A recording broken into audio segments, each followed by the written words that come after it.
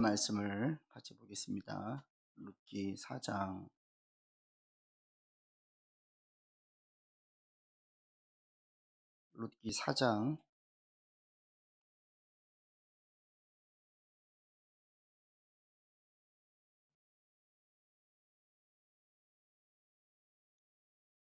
1절부터 같이 봅니다. 1절로 6절까지만 보고 문제를 풀면서 말씀 나누겠습니다. 4장 1절로 6절까지 교독합니다. 보아스가 성문으로 올라가서 거기에 앉아 있더니 마침 보아스가 말하던 기업 물을 자가 지나가는지라. 보아스가 그에게 이르되 아무개여 이리로 와서 앉으라 하니 그가 와서 앉으매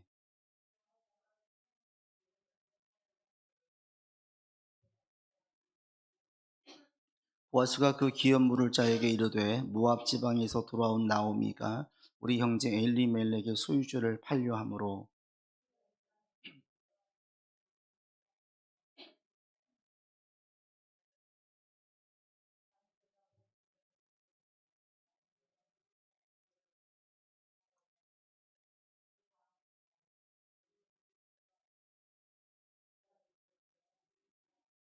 보아스가 이르되 너가 나오미의 손에서 그 밭을 사는 날에 그 죽은 자의 아내 모압 여인 룻에게서 사서 그 죽은 자의 기업을 그의 이름으로 세워야 할지니라 하니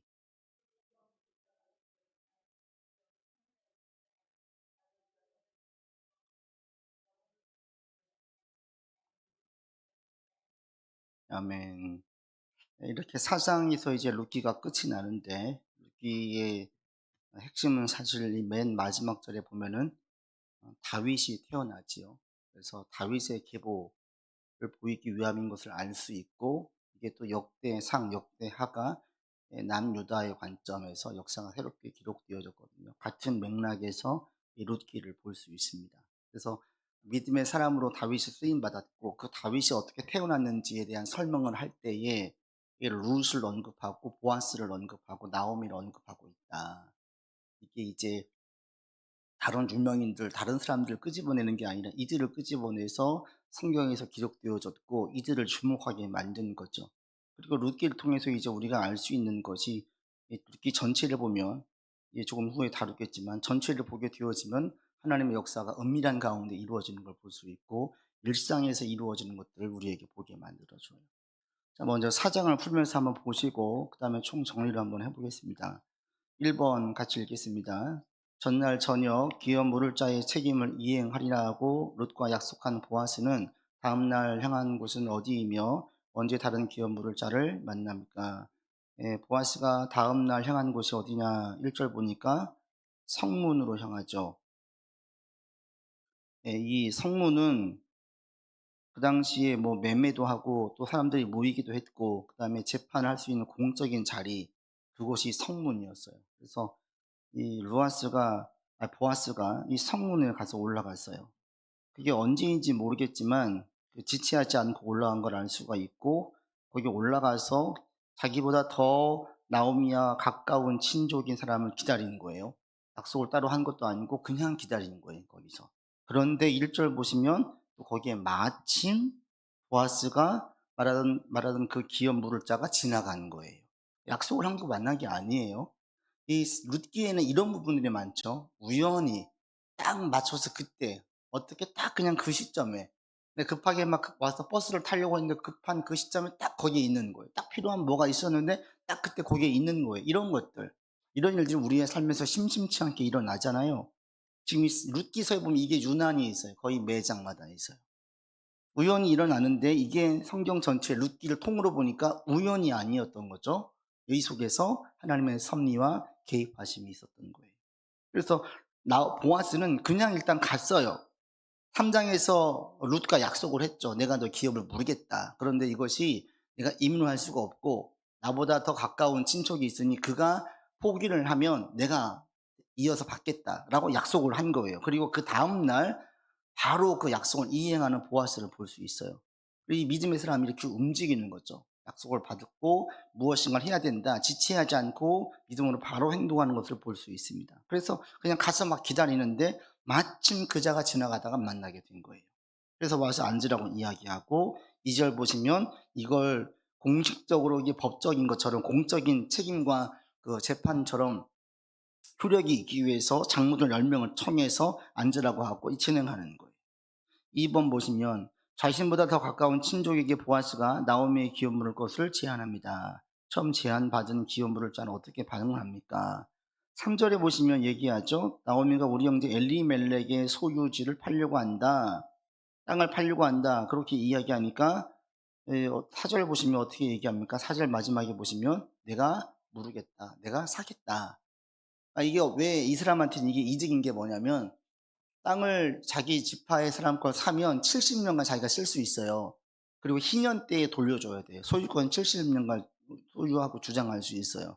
지금 공산권의 나라들에선 땅을 못 사잖아요. 베트남에 그런 곳은 땅을 못 사요. 계약을 하고 임대를 하는 거예요. 기간 동안에. 그게 이제 50년, 70년. 싱가포르 같은 경우는 아예 전체적으로 땅을 못 산다고 하더라고요. 그래서 싱가포르 한 교회 들렀었는데 그 워낙 세가 비싸기도 한데도 불구하고 땅을 안 준대요. 땅을 소유를 못 해요. 그래서 땅을 소유하지 않는 그런 민족들도 의외로 있어요. 근데 여기에서 이 땅을 70년간만 가지고 있다가 돌려줘야 돼요. 그러니까 70년간 내가 재산 행사를 할 수가 있고 70년간 내 땅이니까 사겠다 이거예요. 그랬더니 이제 이 보아스가 거기서 끝나지 않고 한 가지를 더 제안하죠. 3번 같이 읽겠습니다. 기업 물을 자가 보아스의 제안을 수용하자 보아스는 한 가지를 더 제안합니다. 보아스가 제안한 다른 한 가지는 무엇이며 이 제안을 들은 기업 물을 자는 기업을 물지 않고 포기합니다. 포기한 이유는 무엇입니까? 한 가지를 또 이야기합니다. 그게 뭐냐? 5절에서 죽은 자의 아내인 모압 여인 룻을 사서 그로 하여금 자녀를 있게 해야 된다. 네가 룻을 데리고 와서 결혼해야 되고 거기 낳은 아이를 통해서 그 집안의 대를 잇게 해야 된다. 사실 이게 성경 어디도 없어요. 사실은 이 고엘제도 지난번에 말씀드렸죠. 고엘제도라는 거 대를 잇게 하는 것은 친형제만 대를 잇게 하는 것이지 친형제가 아닌 가까운 친족은 이렇게 하지 않았어요. 고엘제도는 땅이라든지 그 다음에 이제 보복이라든지 이런 부분에 서 있었지 이렇게 대를 잇는 일을 하지 않았단 말이죠. 그런데 이걸 지금 얘기하고 보아스는 지금 이럴 마음을 가지고 이제 얘기를 한 거고 저 사람은 자기 이쪽만 챙기려고 했었기 때문에 보아스가 이것을 언급을 한 거예요. 그러니까 이 사람도 거기 그 얘기를 듣자마자 한 얘기가 6절 보시면 뭐라고 합니까? 나는 무르지 못하겠다 이라고 얘기를 해요. 예, 이 무르지 못하는 것은 5절 6절 상반에 보시면 내 기업에 손해가 있을까 한다 그렇죠. 손해보는 장사 안 하겠다라는 거예요. 데리고 오면 나한테 손해니까 안 하겠대요. 그러니까 이 사람과 보아스의 큰 차이가 뭐예요? 보아스는 룻을 재산이라든지 이해관계를 보지 않았죠. 철저하게 저 여인의 행위를 볼 때 신앙으로 봤어요. 참 정말 너무나 귀한 헌신이다. 귀한 섬김이다. 이 관점으로 보았어요. 그런데 지금 이 사람은 전혀 그런 걸 보지를 못했어요. 그냥 우리 주변에 있는 세상적인 사람, 또 주일 교회 왜 가? 이런 사람 교회 뭐가 나온다고 교회도 헌금을 하고 이렇게 해. 아무것도 모르는 세상 사람과 똑같은 거예요. 이게 이 사람의 문제만이 아니라 이 룻기가 사사시대라고 했지요. 이스라엘 백성들이 전체가 사실은 은혜의 민족이잖아요. 이집트에서 나올 때에 하나님께서 그 모든 백성들에게 똑같은 은혜를 주셨어요. 만나를 주시고 그 다음에 강을 가르시고 직접 군대를 만드시고 땅을 주시고 이게 다 모든 백성들이 은혜를 받았어요. 그런데 거기에 벌써 이렇게 시간이 흘러가고 나니까 은혜를 상실해서 은혜를 가지고 있는 사람은 소수이고 은혜를 잃어버리고 세상 사람과 똑같은 가치관을 가지고 사는 사람들이 대다수였어요. 이게 지금 오늘날 유럽, 대부분의 유럽이 다 이렇지 않습니까? 미국도 마찬가지예요. 기독교로 시작되었어요. 미국 처음에 세워질 때 제일 먼저 세웠던 게 교회래요. 교회, 학교, 그리고 자기 집이었대요. 청교도 사람들이 온전히 한 가지 신앙 때문에 영국을 나온 거잖아요. 그렇게 세워진 거룩한 땅이 됐어요. 물론 못된 짓도 많이 했지만 현지인들을 많이 죽였어요. 했지만 여튼 시작은 이렇게 시작을 했어요. 그런데 지금은 어떻습니까? 신앙이 그냥 말뿐인 신앙이죠. 말씀이 실종되어졌어요. 그래서 말씀과는 완전히 별개의 삶을 살고 있는데 자신들은 신앙을 가지고 있다고 얘기하죠. 사사시대하고 다를 게 한 개도 없어요. 그들이 삶에 이미 문화처럼 야훼란 이름이 나오는데 삶은 이방 민족 사람들과 똑같은 세상, 똑같은 가치관을 가지고 살고 있어요. 여기 나와 있는 이 기업 물을 자도 마찬가지였어요. 그러니까 이 사람을 통해서는 하나님의 역사가 일어나지 않아요. 루스의 행위를 귀시 보고 신앙으로 접근하고 신앙으로 이해하고 신앙으로 대응하는 그 사람들 통해서 역사가 일어나는 거예요. 오늘날도 마찬가지입니다. 하나님 누굴 쓰십니까? 선한 사람은 선한 대로 쓰시고 악한 사람은 악한 대로 쓰시는데, 선한 일을 이루신 큰 역사의 주도는 선한 자들의 연합을 통해서 이루어지는 거예요. 그들이 어떤 자이냐는 안 중요해요. 이 룻기를 통해서 나오는 게 세 명 다 사실은, 좀 이런 말이 하기 좀 그렇지만 사회 규범을 볼 때는 전부 다 하자가 있는 분들이에요. 이스라엘 백성들 가운데 나오미는 늙은 그냥 할머니예요. 소망이 없어요. 남편 죽고 두 아들 죽고 가진 거 없어요. 그 다음에 보아스는 좀 나이 든 재산이 있을지 모르겠지만 이 보아스도 보니까 전체를 보면 자녀가 없어요. 결혼도 안 했어요. 혼자인 자예요. 기업을 물자도 없어요. 룻은 뭐 더 말할 것도 없고 이방 여인이었어요. 모함 여인이었어요. 그러니까 이들이 그 당시에 뭐 정통성이 있는 이스라엘 12지파 가운데의 그 대표 지파라고 할 수 있으면 에브라임 지파이거나, 또는 그 당시에 이제 뭐 레위 계통이거나 뭐 이렇게 되어야 되는데 그런 거 아니에요. 없어요. 이방 여인 하나, 나이 드신 할머니 하나, 그 다음에 좀 돈이 있을지 모르겠지만 여전히 뭐 없는, 그 당시에 그렇게 유명하지도 않고 알려지지도 않은 보아스라는 한 사람, 이들이 연합을 해가지고 하나님의 귀한 일을 이루시고 이 다윗이 낳게 되어지고 이게 마태복음에 가게 되어지니까 예수님의 계보로 이어지더라는 거죠. 그리고 이게 올라가서 보니까 이런 사람들이 있었던 거죠. 그리고 그런 사람들의 연합이 마치 나비의 그 나비 날개짓이 큰 태풍 일으키듯이 믿음의 사람들이 작은 연합들이 이렇게 막 오밀조밀 이루어져 가지고 뭔가를 이루어내는데 별거 아닌 것 같은데 나중에 그게 보니까 어마어마한 거예요. 그게 이 지금 룻기 4장에서 보여준, 우리에게 보여주는 것입니다. 우리가 신앙생활을 할 때에 여러분이 믿음으로 무엇인가 말하고 믿음으로 행동하고 믿음의 사람과 연합하고 누군가 믿음으로 헌신하는 거 보면 참 저거 귀하다라고 고백을 하고 그 사람을 귀하게 여기고, 이런 하나하나가 하나님의 큰 역사를 이루어지는 하나하나 작은 나비 효과처럼 보탬이 돼요. 자꾸 붙어요. 살이 되고 이게 바람을 일으켜요. 그래서 큰 태풍이 일어난다라는 거죠. 교회의 부흥을 보게 되어지면 전부 다 이런 식이었습니다. 세계의 복음이 증거되어지는 것들은 어느 유명인에 의해서 시작된 게 아니에요. 정말 무명인들, 소외된 자들, 심지어는 감옥에 가고 카타콤 지하 동굴에 살았던 사람들, 그냥 그들이 묵묵히 신앙생활을 했는데 그들이 무엇인가 큰 프로젝트를 짠 것도 아니에요.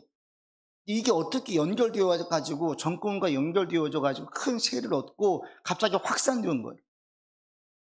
그걸 누가 바라고 누가 계획했습니까? 누가 그 기획을 했어요? 없어요, 없어요. 하나님께서 역사하시는 거예요. 그래서 오늘날 온 인류에 예수 그리스도를 모르는 민족이, 모르는 나라가 없을 정도로 그렇게 확산시킨 거예요. 우리 한국도 마찬가지였어요. 우리나라에 복음이 들어오고 퍼지게 된 데에는 정말 눈물로 기도하고 그냥 복음 증거했던 무명인들, 전혀 유명하지 않은 그리스도인들, 지금도 신실한 성사님들 보게 되어지면 이름 없이 빚도 없이 섬겼던 분들이 얼마나 많은지 몰라요. 그분들의 헌신과 그분들의 피와 그분들의 땀으로 이 땅에 지금 여기까지 오게 된 것은 분명합니다. 역사가 계속 있어요. 오늘날도 마찬가지입니다. 누굴 통해서 일하시느냐, 세상 가치관에 매몰되지 아니하고 하나님 말씀을 가지고 나를 바라보고 상황을 바라보고 주변을 바라보고 또 이렇게 바라보는 사람들과 연합하게 되어지고 그들과 연합을 귀히 여기고 나가는 사람들, 이런 사람들을 통해서 하나님의 뜻이 이루어지는 거예요. 그래서 이 기업 물을 자에게 들어도 귀가 솔깃할 만한 재산 얘기를 했다가, 그 다음에 또 한 가지는 그 재산뿐 아니라 자녀도 낳아가지고 그 집에 대를 잇게 해야 된다는 그 말에 쏙 한 발을 빼는 거예요. 보아스는 예견을 한 거죠. 저 사람이 이것을 받지 못할 거다. 왜 손해날 일입니까? 보아스가 그래서 이야기를 해요.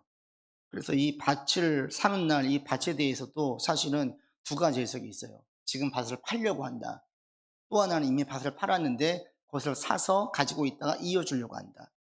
그러니까 후자일 수도 있어요. 제가 볼 때 후자일 확률이 높아요. 이미 팔았어요. 왜냐하면 식구를 다 정리해서 가버렸잖아요. 모압으로 옮겨갔거든요. 거기서 결혼하고 이방 여인 아내를 맞이해서 거기서 터를 잡았어요.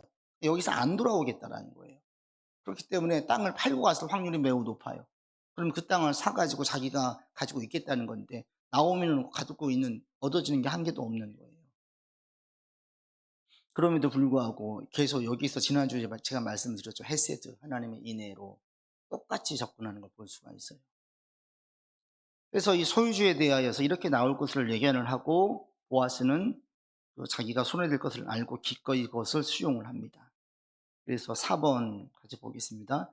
보아스보다 더 가까운 친족이 기업 물을 거리를 포기하자 보아스가 나오미의 기업을 받겠다고 합니다.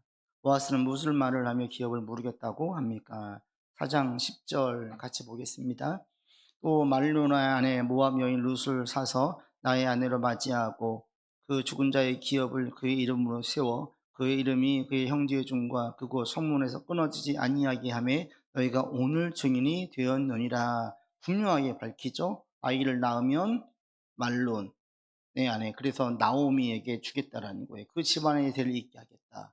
이게 지금 보아스에게 유익이 있습니까? 하나도 없어요. 남 좋은 일 시키는 거예요. 다 전부 다. 그런데 보아스는 그것을 귀하게 여겼어요. 귀한 일로 보면서 자기 손해보는 짓을 해요. 그러자 이제 성문에 있던 장로들이, 백성과 장로들이 우리가 증인이 되었습니다 하면서 축복을 하죠. 11절 12절 같이 읽습니다.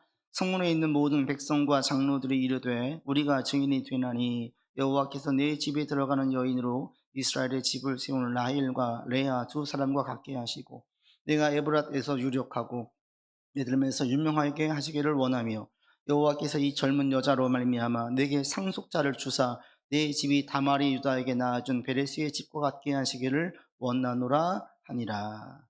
11절에 보시면 레아와 라헬 같이 되기를 원한다. 12지파가 나오게 되어지고 200만의 사람으로 퍼졌잖아요. 그래서 여기 보게 되어지면 지금 보아스에겐 자녀가 없는 것을 우리가 알 수가 있어요. 결혼했는지는 모르겠지만 자녀가 없어요. 그래서 유명하게 되기를 또 원한다 라고 얘기하죠. 12절에 젊은 여자로 내게 상속자를 주셔서 내 집이 베레스의 집까지 되기를 원한다. 그래서 상속자가 있기를 원한다 라고 얘기를 해요. 이렇게 이제 장로들이 그 보아스를 축복을 하죠. 유명하게 되기를 원하고 유력하게 되어지기를 원하고 상속자가 되어지길 원한다. 근데 그 말씀들이 그대로 다 응하죠. 다윗 때에 3대 후에 유명해지고 유력한 지파이 되어지고, 그래서 지금 12지파 가운데 제일 힘 있는 지파가 유다 지파가 됐는데 그 지파가 되어진 가장 큰 획기 중심이 다윗이었죠.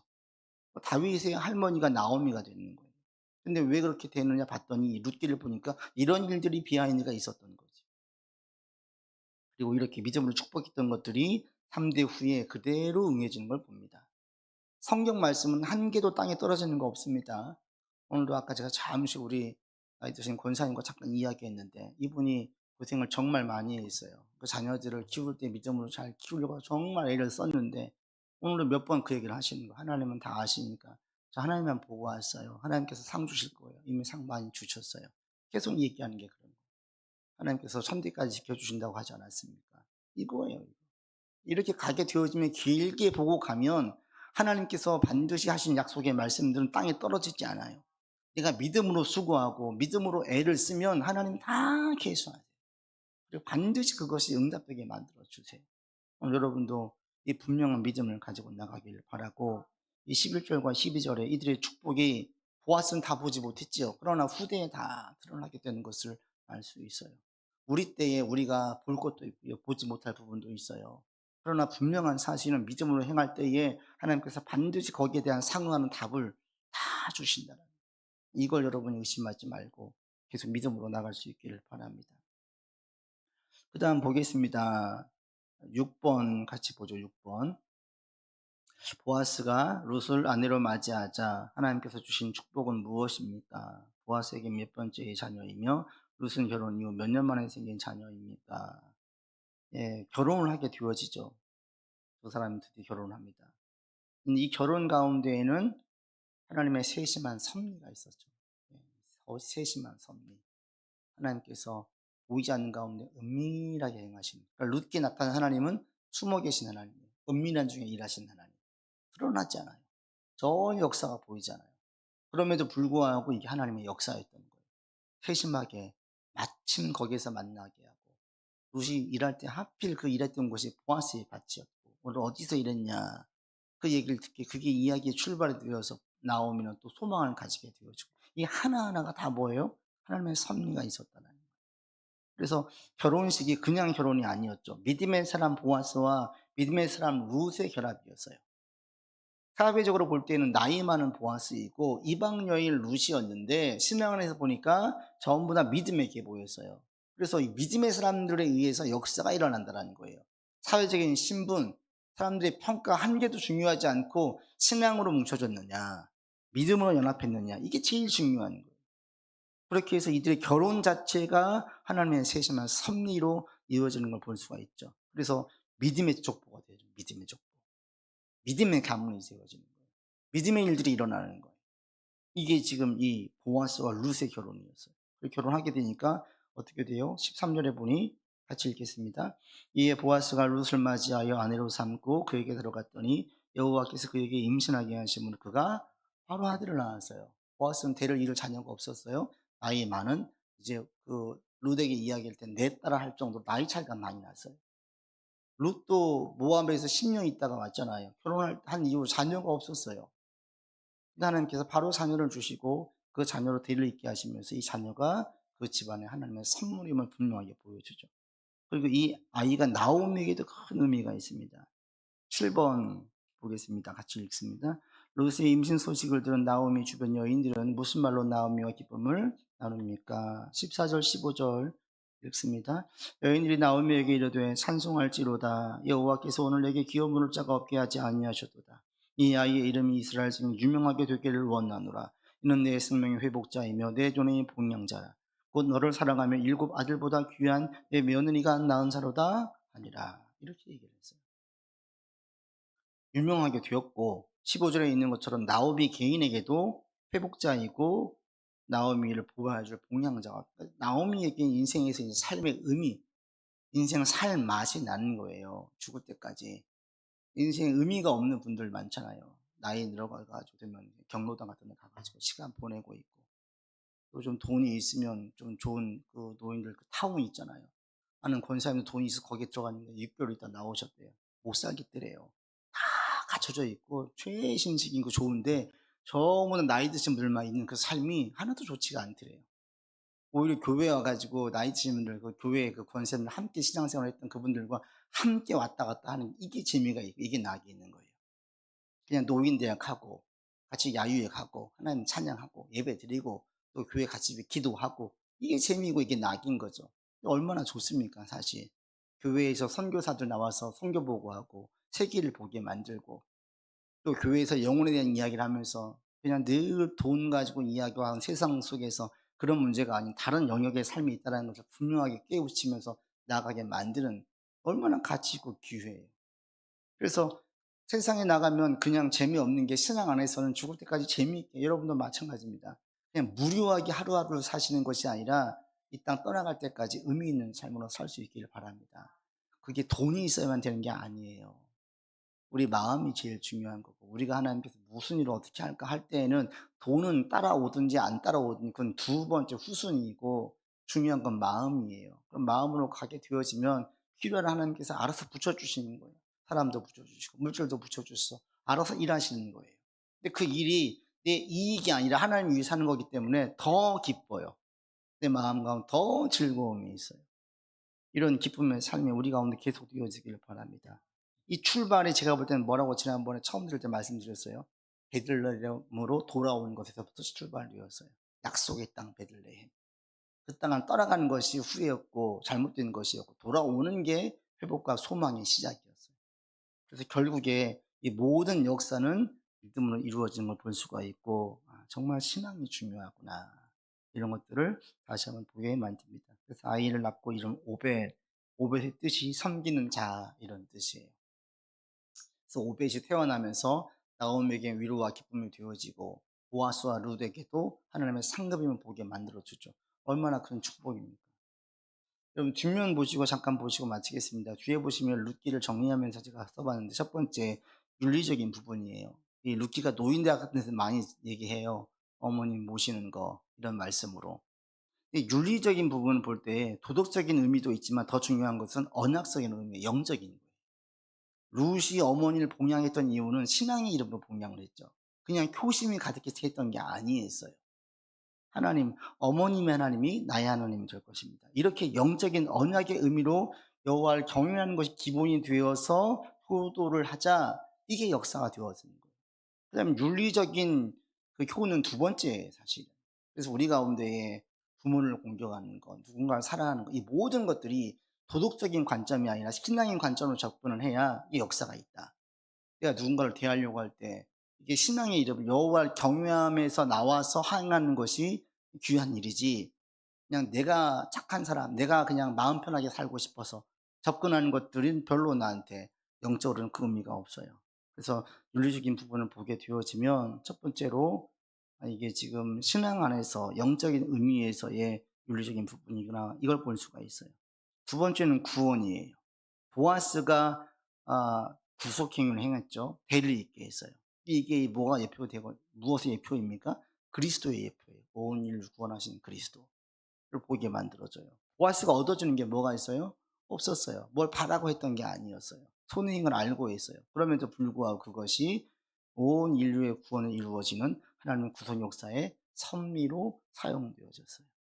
그래서 우리도 구속의 은혜를 받은 자이고, 동시에 우리가 누군가에게 구속을 행할 수 있는 자가 돼야 돼요. 여러분들이 이렇게 설 수 있기를 바랍니다.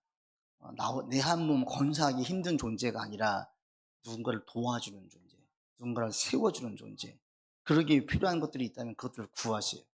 달라고 하시고 그러면서 나아가시는 거예요. 내가 잘 되고 내가 그냥 떵떵거리는 삶이 아니라 하나님을 위해서 나도 누군가를 돕는 자로, 세우는 자로 쓰임받기를 원한다라고 나가시면 주님께서 세워주세요. 이런 세움의 역사가 우리 가운데 계속 있어지기를 바랍니다. 세 번째가 사랑의 실천이죠. 헤세드예요. 헤세드. 이 룻기에 다 나와 있어요. 나오미를 볼 때, 보아스를 볼 때, 룻을 볼 때, 세 사람 전부 다 헤세드의 마음으로 나가는 걸 볼 수가 있어요. 그 다음에 네 번째, 섭리의 손길이죠. 룻기에는 하나님의 섭리가 강조되어지는데, 룻기의 하나님은 숨겨진 하나님, 직접적인 역사는 보이지 않는 우연한 일들이 연속적으로 일어나요. 근데 이 우연이 인간적인 조작이 일어나는 것이 아닌 전적인 하나님의 섭리 속에서 일어나는 우연인 거죠. 그렇죠?